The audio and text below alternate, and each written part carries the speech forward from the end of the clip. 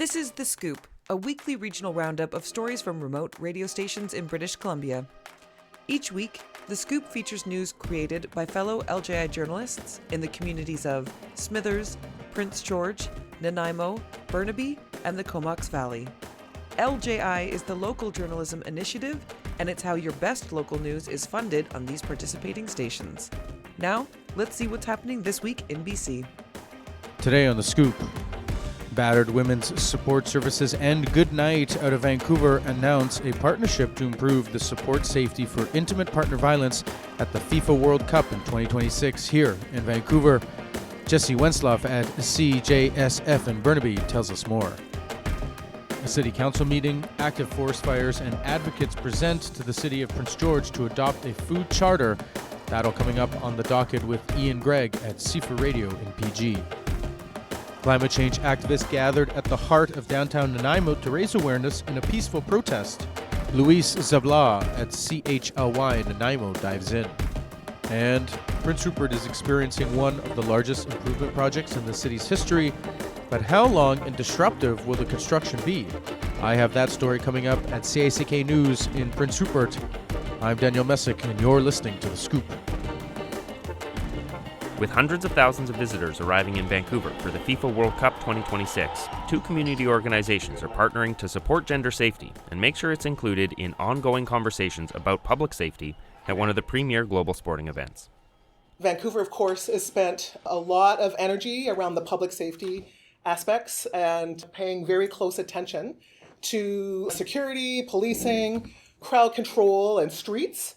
But what is missing from the picture and what the research tells us is that we can expect increased gender-based violence during this time. That's Angela Marie McDougall, the Executive Director of Battered Women's Support Services.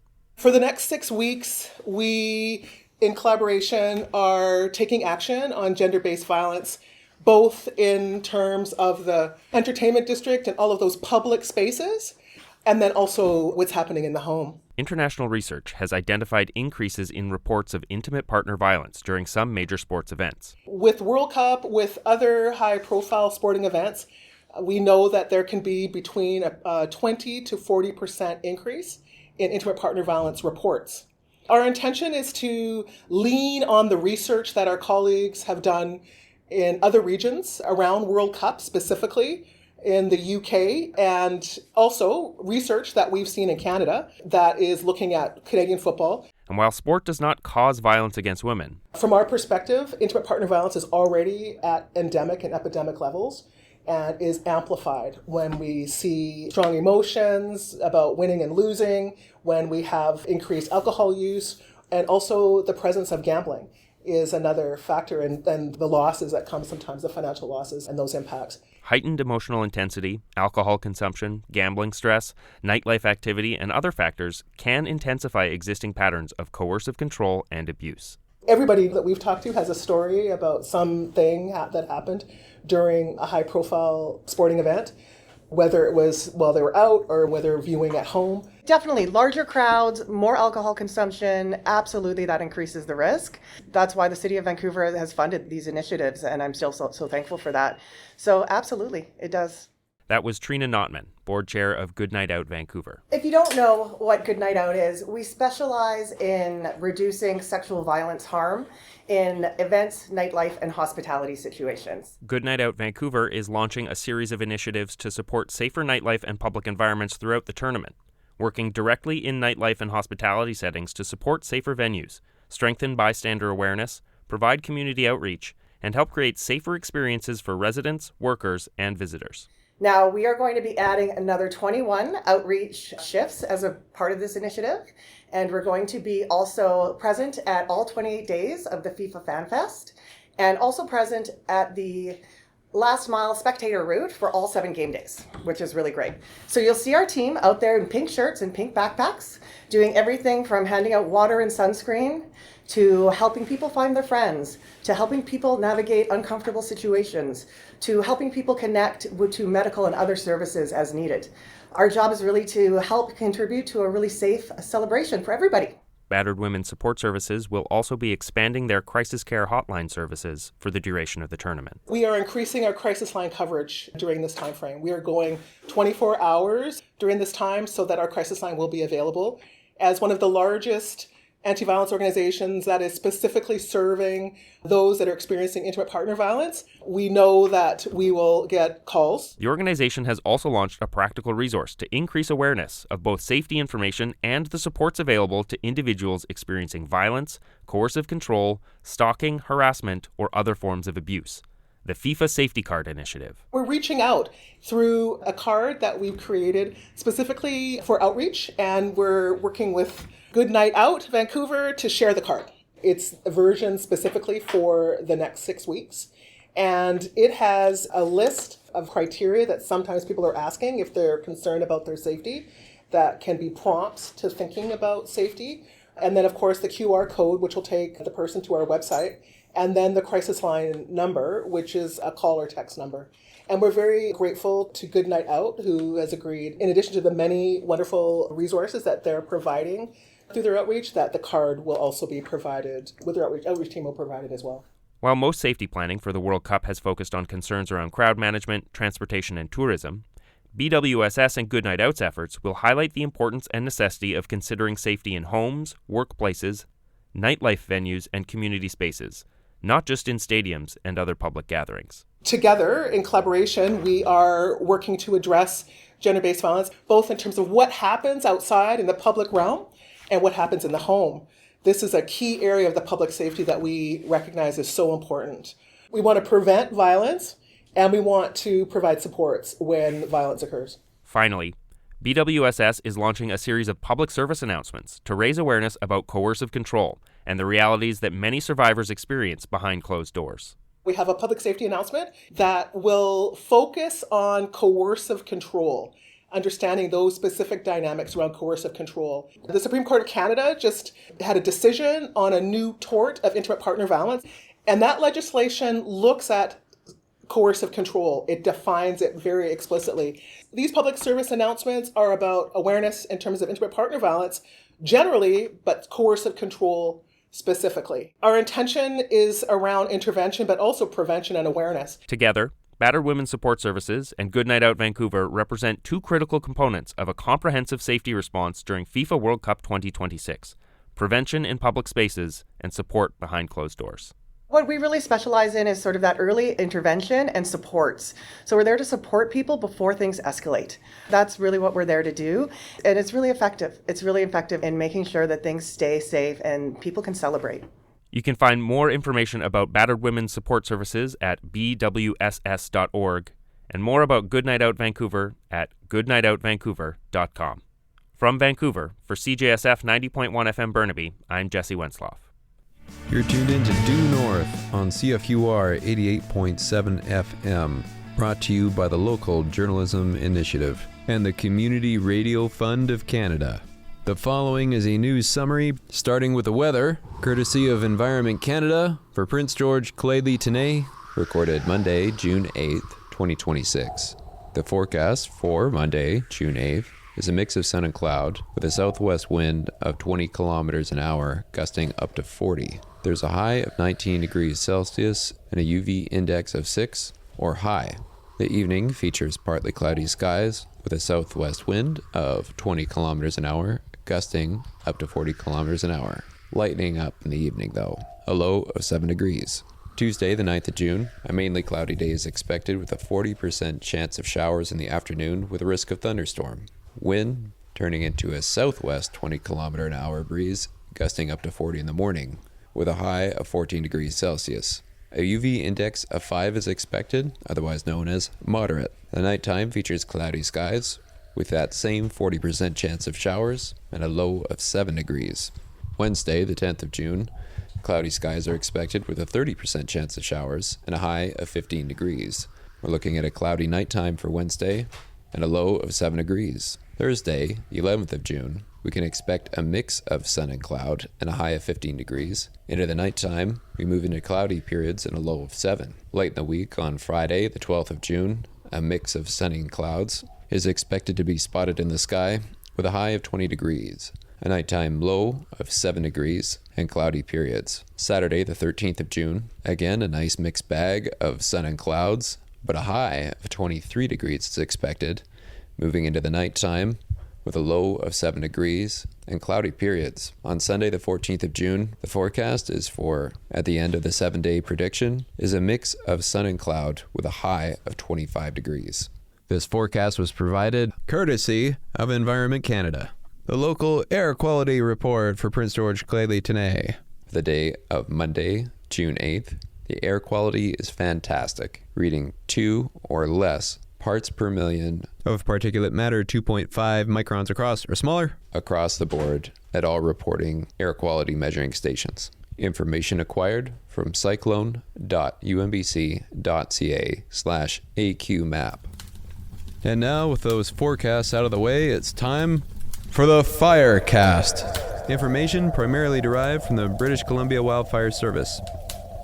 And according to BC Wildfire Service's interactive map, as of Monday, June 8th, there are 4 active wildfires in the Prince George Fire Center.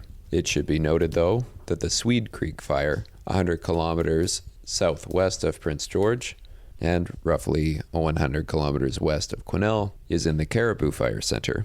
This fire has caused concern as of late, but currently is listed as under control. Recent precipitation has influenced the related positive outcomes on that fire, which at its peak grew to 1,815 hectares in size, initially reported as discovered on June 1st, 2026. The out-of-control fire in the Prince George Fire Center is located at the west side of Germanson Lake, roughly 150 kilometers north of Fort St. James, and less than 20 kilometers southwest of Germanson Landing. Reported as discovered on June 7th. As of Monday, June 8th, fire is reported as 2 hectares in size. For now, Category 1 campfires, 0.5 meter across and 0.5 meter high in diameter, are permitted in the Prince George Fire Center, while Category 2 and Category 3 open fires are prohibited in the Van Jam region of the Prince George Fire Center. Be reminded that it is advised before lighting a fire of any size, check the BC Wildfire Service open fire prohibitions and contact your local government for any bylaw restrictions in your area. For your information, you can report a wildfire using your mobile phone by pressing star 5555 or through the BC Wildfire Service app or by dialing 1-800-663-5555. For the latest information on current wildfire activity, prohibitions, restrictions, road closures, and air quality advisories, visit bcwildfire.ca, make use of the BC Wildfire map, or use the BC Wildfire app on your mobile device. And now for the news bulletin. A city council meeting has been set for Monday, June 8th at 7 p.m., where a report on open burning in the downtown core is on the agenda, a public hearing for a zoning amendment, among other things.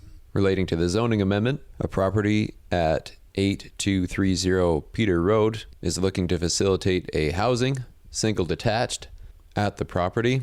In order to do that, they're hoping to change the zoning from light industrial to small-scale residential. And relating to the open burning report, ahead of the meeting, what we know for now is that downtown fires have caused $35 million in damages between 2022 and 2025. The report notes that there were 114 fires in 2022, then down to 92 in 2023, up slightly to 97 in 2024, then down to 75 in 2025.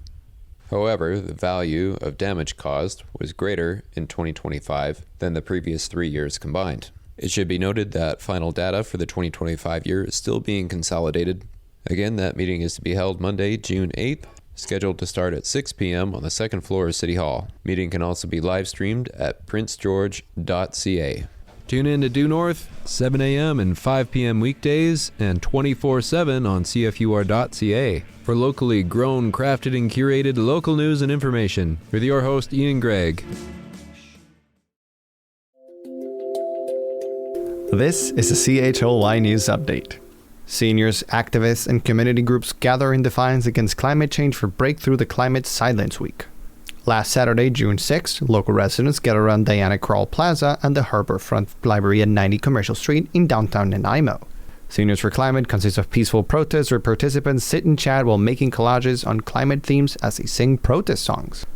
The protest is part of the nationwide movement known as Breakthrough the Climate Silence Week, organized by Seniors for Climate. The organization is a volunteer-led group concerned by the climate crisis, working to rally seniors around Canada to encourage conversations about climate change, highlighting local action and what else can be done. CHOI spoke with Mia Jonkins, co-organizer of the event, with Seniors for Climate. She comments on her reasoning for being involved with the movement. We want to hand over a beautiful planet to our grandchildren. That's why we're doing this. We're doing this for our grand little peeps, that they have a place to live and a place to work and a place to play and a place to be happy and a place to love this beautiful planet. And I love our beautiful Earth. She explained the movement wants to move beyond fear-based messages and focus on community solutions and responsibility. She emphasizes that the climate action isn't just about warnings, but talking about all the great action actually happening. She lists gardening, cycling, green energy, and green cars, just to name a few examples. Jonkins fears people might feel lost regarding climate change, making moving beyond fear one of the drivers behind Saturday's event, by raising awareness of the good things happening. She commented on all the teams and groups behind the movement. We are affiliated with Council of Canadian. We have had a meeting in front of Sheila Melkosum's office with some speakers and songs and politicians. We have done 2 events in the park with music and singing and speakers about the climate. And this time I thought it's nice to do something downtown and involve the library, because libraries are a place where people create community. She also touches on advice from a famed environmentalist and broadcaster. David Suzuki, bless his 90th birthday, he says what we have to do right now is create community in our neighborhoods. We have to get to know our neighbors and we have to connect. That is the main thing that we can do. The event is a hub for organizations passionately advocating against climate change by educating the public about it. The event was supported in part by Nanaimo Climate Action Hub, NCAH, a community-driven group connected to the Climate Reality Project Canada network. CHOI spoke with Kevin Lindsay, the chair of Nanaimo Climate Action Hub, as he explained how the group got involved with Seniors for Climate. So Seniors for Climate is kind of a sister organization. Done multiple events with Seniors for Climate. They join our events that we put on. We come to the events that they put on. So just kind of working across all these different organizations, we reach the maximum number of people because of the different audiences and demographics that we reach. Lindsay explained he hoped the event would attract more people who are not aware of the climate crisis and pedestrians who are curious. He emphasized that he wants them to come by and learn as much as they can and get involved in the organization and what they're working towards. Seniors for Climate had interactive activities like climate trivia to spark discussions and challenge common misconceptions, with questions asking participants to identify who warned in the 2015 speech that most fossil fuel reserves could become stranded assets if climate targets are met. Additionally, the event featured a collage project inside the library where participants were encouraged to vision positive environmental futures and express them visually. Bella Doyle, one of the collage organizers, comments on how the project came to be part of Seniors for Climate. We met at the collage club that I run, and they saw us sitting together making art, and they asked if I would help come contribute some collage making that would be themed around Imagine a Better Future for Our Children, which I'm very passionate about, having kids and doing art and collective group. She explains what she hopes to achieve with the collage. The grannies and the ladies all put together some slogans with actionable items, and then I'm hoping to help people go through the images to make illustrations of some ways that we could change our lives to help make the future better as well. Seniors for Climate focus on a consistent message of climate action being most effective when people work together and collaborate to get things done.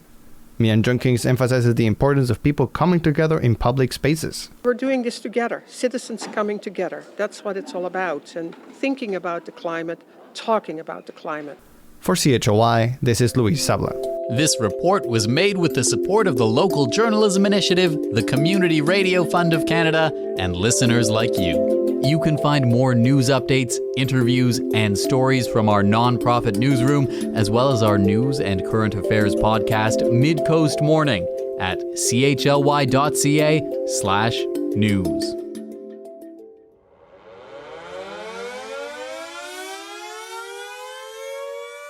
You are tuned to CICK News on 93.9 FM in Smithers. CICK News is your news source for regional and provincial news, Tuesdays and Thursdays at 8 a.m., 2 p.m., and 4 p.m. It's hosted by Dan Messick and myself, Pamela Hassan. Find and follow CICK News online at smithersradio.com and frequencynews.ca or wherever you get your podcasts. CICK News is funded by the Community Radio Fund of Canada and the Government of Canada. Today on CJSF News, Prince Rupert is experiencing one of the largest improvement projects in the city's history, with dozens of kilometers of water pipes being replaced, as well as several housing projects underway, not to mention the major industrial projects filling up Ridley Island. But despite the long-awaited improvements, what pressures does this rapid transformation put on the city of 12,000 and its aging infrastructure? Today, we speak with Mayor Herb Pond about where things are at 3 years into a massive infrastructure improvement project, what he's hearing from residents as we enter another tourist season, which will see one of the largest volumes of tourists to Prince Rupert ever, and where the city is planning on siting a new fire hall, which is also being asked to support industry operations if needed. That's coming up on CJSF News right here. Stay with us. You know, Rupert's a tale of two cities right now. It really is, right? We have, provincial, national, and even international attention. $3 billion worth of investment being made on terminals and growth out on Ridley Island, and forecast for a lot of jobs in the very near future. All of that activity, growing cruise ship industry, just lots and lots and lots to get excited about. And this little town of 12,000 people trying to keep up and catch up, right? We've been handed this incredible platform from a previous generations of a real true small city gem, but the infrastructure that supports that has aged out. And it's aged out largely all at once because it, in many ways, went in large degrees all at once. And so it's no secret we've been working on renewing the entire water system for a decade or more. It goes back to the replacement of the water dam, which was over 100 years old, and that was a success of the previous council. This council, on getting in, realized that if we did not repair water pipes, we would be in serious trouble as a community, and so that became our focus. And as you know, we raised $200 million, some of it through borrowing locally, but most of it through provincial and federal grants, and we are in the midst of replacing those water pipes. It was a messy year last year around town as we dug up water pipes, and while we're in the ground, we're, as best we can, also replacing the sewer lines, which will set us up for eventual sewage treatment. But and then of course with that comes a pretty extensive paving program and sidewalk program as you start to put things all back together and put them back hopefully better than they were when we first pulled it all apart. That is going to pick up even more speed this season as what we call the big project moves its way through the community, replacing those most critical pieces of infrastructure, while city staff are doing that with contractors and everything else. Council's focus has been on raising the next huge sum of money, which will be required for water treatment. And we're not there yet, but we've got good line of sight on a number of programs that should help us get to water treatment. And then we can basically, put a ribbon and a bow on that and say, okay, the water system for Prince Rupert is not only updated and upgraded, but it's better than it's ever been. It'll probably take us another 3 or 4 years to get there.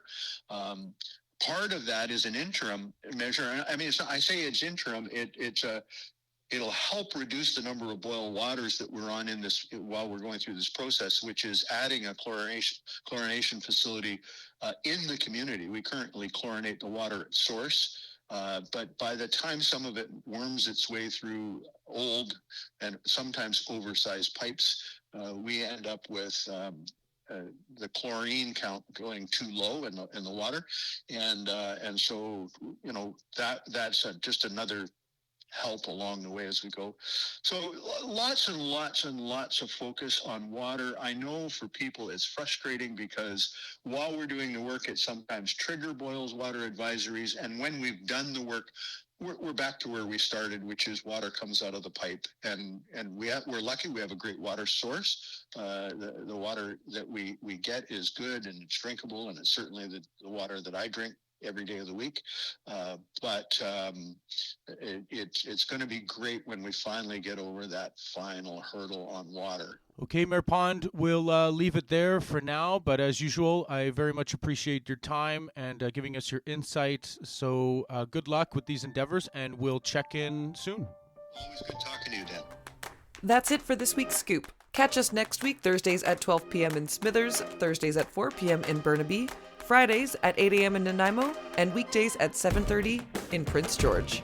The Scoop was made possible by funding from the Canadian government and the Local Journalism Initiative, a Community Radio Fund of Canada initiative.